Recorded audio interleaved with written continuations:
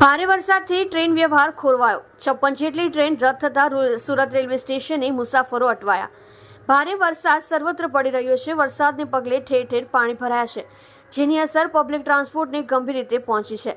સુરતથી પસાર થતી અને ઉપરથી 56 ટ્રેનોને અસર પહોંચી છે તો રદ કરવામાં આવી છે।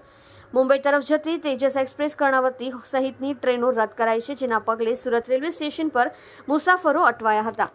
અમદાવાદ મુંબઈ રેલ વ્યવહારને બહુ વધારે અસર।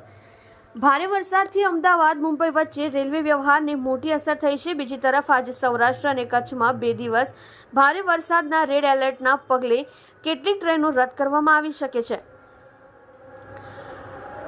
મધ્ય ગુજરાતમાં 10 વર્ષ પછી વડોદરા શહેરના 80% વિસ્તારમાં જળબંબાકાર છવાયો હતો, જેથી લોકોને ભારે હાલાકીનો સામનો કરવો પડી રહ્યો છે। લોકોને હાલાકી, ટ્રેન વ્યવહાર ખોરંભે ચડી ગયો છે, જેથી અપડાઉન કરનારા લોકોની મુશ્કેલી પડી રહી છે, તો ઘણા મુસાફરો બસનો ઉપયોગ કરવા મજબૂર બન્યા છે।